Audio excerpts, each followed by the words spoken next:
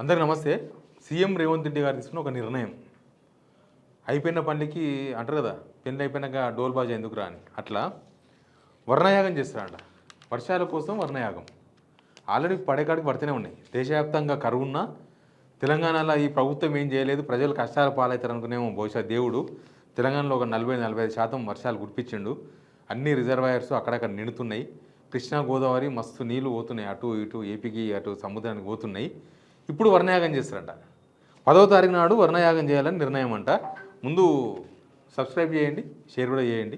నిజంగానే ఈ వర్ణయాగం మనకు ఎప్పుడు మే జూన్లో చేస్తే సరే, వర్ణయాగం చేస్తుంది గవర్నమెంట్, మంచిదే. ఇప్పుడు కూడా వర్ణయాగం చేయడం మంచిదే. దేవుణ్ణి వేడుకోవడం, మాకు వాన గుడిపించు అని వేడుకోవడంలో తప్పేం లేదు. కానీ టైమింగ్ ఒకటి ఉంటుంది, చిత్తశుద్ధి ఒకటి ఉంటుంది, రాజకీయం మూడోది ఉంటుంది. దీనిలో ఏమంట, ఆగస్టు 10న యాగం చేపట్టాలని సీఎం రేవంత్ నిర్ణయం. నాగార్జున సాగర్ విజయ విహార్ ప్రాంగణంలో యాగం అంట. దేవాదాయ శాఖ ఆధ్వర్యంలో జరగనున్న క్రతువులు. మంత్రి ఉత్తమ్ కుమార్ రెడ్డి సారథ్యంలో ప్రత్యేక పూజలు. సీఎం ఆఫీస్ నుంచి ఇచ్చిన రిపోర్ట్ చదువుతున్నా. పూర్ణాహుతి కార్యక్రమంలో నేరుగా పాల్గొనున్న సీఎం. క్రతువులో యాదగిరిగుట్ట దేవస్థాన వేద పండితులు. 108 మంది ఋత్వికులచే 11 హోమగుండాల్లో యాగం. రాష్ట్రంలోని జలాశయాలు నిండాలన్న సంకల్పంతో పూజ. ఇది వీళ్ళు ఇచ్చిన రిపోర్టు. అసలు సరే మంచిదే, చెయ్యని పూజలు చేస్తే దేవుడు ఇయ్యాల కాకపోతే రేపన కరుణిస్తాడు. ఆ పూజలు మంచిగా అవుతుంది, వర్ణయాగం వెల్కమ్.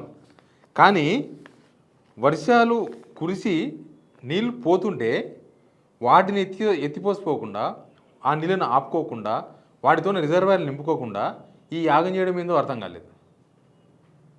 అవును, అసలు వరదనే వస్తలేదు, అసలు నీళ్ళే పోతలేవు, మనకి వాన కురిస్తే తప్ప దిక్కు లేదు అన్నప్పుడు సరే చెయ్యను గవర్నమెంట్ కూడా. ఇక్కడ జనాలను డైవర్ట్ చేయడానికి చేస్తుందని చెప్పడానికి. అంటే చూసినరా, గవర్నమెంట్ యాగం చేసింది వాన కోసం. నీళ్లు పోతున్నాయి స్వామి, అక్కడ నీళ్లు పోతున్నాయి. నీళ్లు, కృష్ణా నీళ్ళు, గోదావరి నీళ్ళు అన్నీ పోతున్నాయి. మేడిగడ్డ దగ్గర ఇప్పటికీ 100 టీఎంసీల పైన పోయి సముద్రంలో వచ్చినాయి. ఏపీ నుంచి పోయి, ఏపీ వాళ్ళు వాడుకున్నారు, ఏపీ వాళ్ళు నింపుకున్నారు. వాళ్ళు కూడా వదిలేస్తే పోయి అక్కడ పడ్డాయి. ఇప్పుడు ఈ టైంకి కూడా 80 నుంచి 85 వేల క్యూసెక్ల నీళ్ళు పోతున్నాయి. 24 అవర్స్ ఈ నీళ్ళు పోతే దగ్గర దగ్గర 7 టీఎంసీ నీళ్ళు వస్తాయి. ఈ నీళ్ళు 1,89,000 క్యూసెక్ నీళ్ళు పోతే 8 టీఎంసీ నీళ్ళు వస్తాయి ఒక్క రోజుల, 24 అవర్స్లో. తర్వాత ఇది ఇప్పుడు పోతలేదు, ఈ రోజే పోతలేదు. అంతకుముందు ఒక 15 డేస్ పోయింది, ఇప్పుడు 15 డేస్ అంటే దాదాపు 1 మంత్ నుంచి నీళ్ళు పోతున్నాయి. ఆ నీళ్ళను ఎత్తి పోస్తే రిజర్వాయర్లు నిండుతాయి. ఎల్లంపల్లి ఒకటే నింపుకున్నాం, ఇంకా మిగతా నిండలే కదా మనకి ఇక్కడ గోదావరి బిల్టులా. అవన్నీ నింపుకోవచ్చు. అక్కడి నుంచి వస్తే కొండపోచమ్మ, మల్లన్న సాగరు, గంధమల్ల అన్నీ నింపుకోవచ్చు. ఇక్కడున్న జంట నగరాల ఈ జంట జలాశయాలనే కదా ఉస్మాన్ సాగర్, అవి కూడా నింపుకోవచ్చు.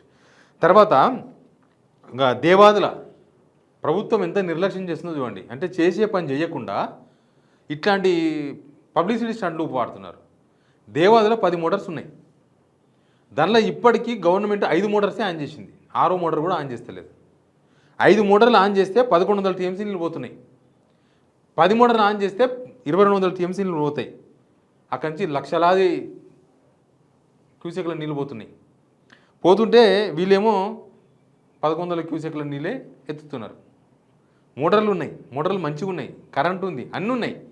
ఎత్తనికి ఏం పోతుందో తెలియదు. అది కూడా హరీష్ రావు ఏదో పెట్టి దేవాదులకు పోయి వస్తే అప్పుడు ఎత్తిరు. ఏం రోగమో అర్థం కాలేదు. ప్లానింగ్ లేకపోవడమేమో బహుశా గవర్నమెంట్కి. అంటే ఈ పరిపాలనకు సంబంధించిన ప్లానింగ్ వస్తలేదు గవర్నమెంట్లో. పొలిటికల్ కుట్రలు, ఆ ప్లానింగ్ బాగుంది.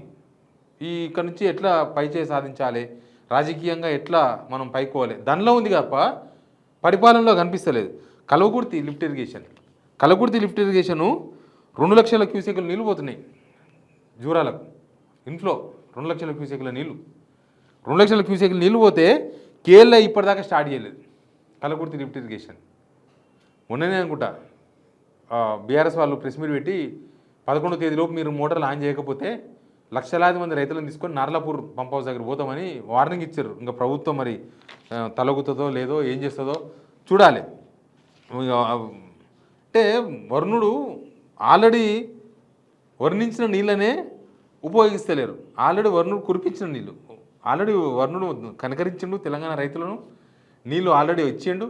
మనకు దేవుని దయ వల్ల ప్రాజెక్టులు ఉన్నాయి, రిజర్వాయర్లు ఉన్నాయి, కరెంటు ఉంది, అన్నీ ఉన్నాయి. ఇవి ఏవి కూడా వీళ్ళు చేసినాయి కావు. వీళ్ళ ప్రమేయం ఏమీ లేదు. చేయాల్సిన వాళ్ళంతా చేసిండ్రు, వాటిని వాడుకోలేదు అంతే. వీళ్ళు చేసిన తప్పు ఏంటంటే కనీసం వాడుకోకపోవడం. వాళ్ళు కట్టడం వీళ్ళ వల్ల కాలే, కనీసం ఉన్న వాటిని వాడుకోకపోవడం. కన్నెపల్లి నుంచి నీళ్ళు కొట్టాలని ఇరిగేషన్ ఇంజనీర్లు చెప్తే కూడా ఇప్పటిదాకా ఎత్తలేదు, దాని రిపేర్ లేదు. దాన్ని ఢిల్లీ దాకా పోయించారు కానీ ఎన్డీఎస్ఏ పోయింది లేదు, అడిగింది లేదు, ఆ కేంద్రాన్ని అడిగేదే లేదు దాని గురించి. అది అట్లే ఉండాలని వీళ్ళు కోరుకుంటున్నారు. బహుశా వానాకాలం వచ్చినా రాకపోయినా సగం సగం వాన పడ్డా ఎప్పుడు వాన పడ్డా మనకు అది ఉపయోగపడుతుంది. కానీ దాన్ని తుమ్మిడేటికి ముడిపెట్టి పెట్టిర్రు. తుమ్మిడేటి ద్వారా నీళ్ళు కొట్టినా రేపన్నాడు మళ్ళీ పైనుంచి వరద వస్తే ఆ నీళ్ళు కూడా గోదావరికి వదిలేసిందే. సేమ్ కాళేశ్వరం అది ఇది రెండు సేమ్ టెక్నిక్ రెండు సేమ్. కరువు వచ్చినప్పుడే ఉపయోగపడతాయి రెండు కూడా. తుమ్మిడేటి అయినా కన్నెపల్లి అయినా రెండు సేమ్ టెక్నిక్. కరువు వచ్చినప్పుడు నీళ్ళు ఎత్తిపోసుకుంటే మనకు వస్తాయి, నీళ్ళు వచ్చినప్పుడు వదిలేసుకోవాలి. కానీ ఇక్కడ రిపేర్ చేయకుండా 500 కోట్లు 600 కోట్లతో రిపేర్ను పక్కన పడేసి ఆడ మేము 20,000 కోట్లతో కడతాం, 10,000 కోట్లతో కడతాం అని దానికి పర్మిషన్ లేని మహారాష్ట్ర అసలు పర్మిషనే ఇస్తలేడు, అపాయింట్మెంటే ఇస్తలేడు. దాన్ని పెట్టుకొని కూర్చున్నారు ముందర. అయితే ఇప్పుడు మీరు వర్ణయాగం చేద్దామనుకుంటున్నారు కదా, నీళ్ళ కోసమే కదా. ఆల్రెడీ ఉన్న నీళ్లు ఉన్నాగా ఆ నీళ్ళని వాడుకోకుండా మోటార్లు బాగానే ఉన్నాయి. ఇప్పుడు కలకుర్తి లిఫ్ట్ ఇరిగేషన్ మోటార్లకి ఏమైనా ప్రాబ్లం వచ్చిందా? ఏం ప్రాబ్లం రాలేదు, బ్రహ్మాండంగా ఉన్నాయి. ఆ నీళ్ళు ఆడ నీళ్ళు ఉన్నాయి, అన్నీ ఉన్నాయి. కానీ అక్కడి నుంచి నీళ్ళు ఎత్తిపోయినకే ప్రభుత్వం చిత్తశుద్ధి లేదు. ఏం రోగమో అర్థం కాలేదు. నీళ్ళు ఉన్నప్పుడు, ఆ మోటార్లు బాగున్నప్పుడు, కరెంటు బాగున్నప్పుడు ఎవరైనా ఏం చేస్తారు? నీళ్ళు ఎత్తిపోసుకుంటారు. ఒక రైతు ఉన్నాడు, పొలంలో నీళ్ళు లేవు, బోర్ ఎండిపోయింది, బావిలో నీళ్ళు ఉన్నాయి, ఏం చేస్తాం? బావిలో నీళ్ళు ఎత్తిపోసుకుంటాం. బావిలో కూడా నీళ్ళు లేవు, కాలువలో నీళ్ళు పోతున్నాయి, ఏం చేస్తాం? ఓ మోటార్ వేసి అక్కడి నుంచి నీళ్ళు కొడతాం. కానీ గవర్నమెంట్ చేస్తలేదు. రైతు ఎందుకు చేస్తుంటే చిత్తశుద్ధి, ఆయన పొలం పండాలి, పొలం బారాలి, పంటలు వండాలి, ఆయనకు దాని మీద ప్రేమ. వీళ్ళేం చేస్తున్నారంటే అసలు వీళ్ళకు విజన్, చిత్తశుద్ధి ఇవేం కనిపిస్తలేవు. అంటారు కదా, రేపు 40% వర్షమే పడ్డది, నీళ్ళు మాత్రం 100% కాదు. మనకు కావాల్సిన ఈ ఒక చెమ్ము నీళ్ళు అయితే ఒక డ్రమ్ము నీళ్ళు పోతున్నాయి. మన రిజర్వాయర్లు అన్నిటికీ ఒక చెమ్ము నీళ్ళు సరిపోతాయి అనుకుంటే డ్రమ్ము నీళ్ళు పోతున్నాయి.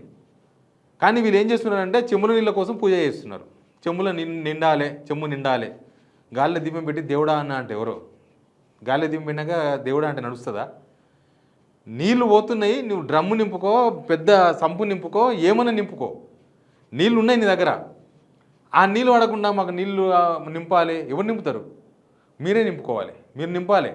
రైతుల మీద ప్రేమ ఉంటే గవర్నమెంట్కి అసలు ఈ కరువు అనే ఛాయలు, దాని నీడ తెలంగాణ మీద పడకూడదు అనుకుంటే వీళ్ళకి అన్నీ ఉన్నాయి.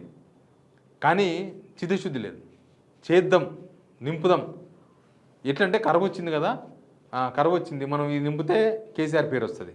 కాళేశ్వరం స్టార్ట్ చేస్తే కేసీఆర్ పేరు వస్తుంది.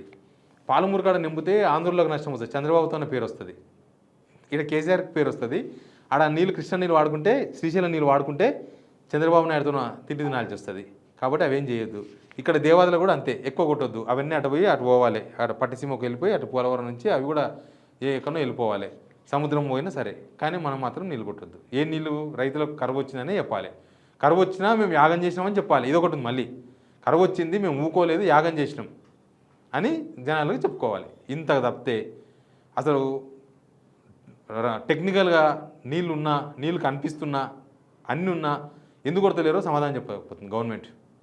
ఖచ్చితంగా రైతులకు తెలుస్తాయి కదా, రైతులకు అర్థం కాకుండా ఏముండదు. ఇప్పుడు ఈయన కొత్తగా ముఖ్యమంత్రి అయి ఉండొచ్చు, వాళ్ళు కొత్తగా మంత్రులు అయి ఉండొచ్చు కొంతమంది. కానీ రైతులు ఎప్పటి నుంచో వాళ్ళు తరతరాలుగా వ్యవసాయం చేస్తున్నాలే. వానలు తక్కువైనప్పుడు నీళ్ళు ఎట్లుంటాయి, నీళ్ళు ఎట్లా కొట్టాలి, ఎక్కడి నుంచి కొడతారు. అసలు అంతకుముందు మనకు మొన్నటిదాకా ఈ గవర్నమెంట్ రాకముందు ముందు నీళ్ళు రాలేదా? కరువు వచ్చినా మనకు 16, 17 నీళ్ళు అడ్డీ ప్రాబ్లం అయినా కూడా మనకు నీళ్ళు కొట్టుకోలేదా? కానీ మరి ఇప్పుడు ఎందుకు కొడతలేము? ఇప్పుడు అంతకన్నా మంచి కాలం అయింది. ఇంకా 2017 కన్నా ఇప్పుడు మంచి కాలం అయింది. లైట్ కరువు వచ్చింది, ఇప్పుడు దానికన్నా మంచి కాలం అయింది. అయినా సరే రిజర్వాయర్లు నిండుతలే ఉంటే దానికి కారణం ఏంది? ఈ వర్ణయాగం చేస్తారంట. వర్ణయాగం ఓన్లీ పిఆర్ స్టంట్ లాగా అనిపిస్తుంది. మీరు వచ్చే నీళ్ళు ఎవరైనా జనరల్గా ఆలోచించాలి. నీళ్ళు పోతున్నాయి కాలువ నుంచి, ఆ నీళ్ళు పంపేసి కొట్టుకోవాలి. అది వదిలేసి వాన పడాలని మొక్కుతున్నారు వీళ్ళు. నీళ్ళు పోతున్నాయి ఆల్రెడీ, ఆ నీళ్ళు పెట్టి నింపు, వాన పడుతుంది. జనాలు అర్థం చేసుకోవాల్సిన అవసరం ఉంది. దీనిలో ప్రభుత్వం ఏం చేస్తుందో. Please subscribe.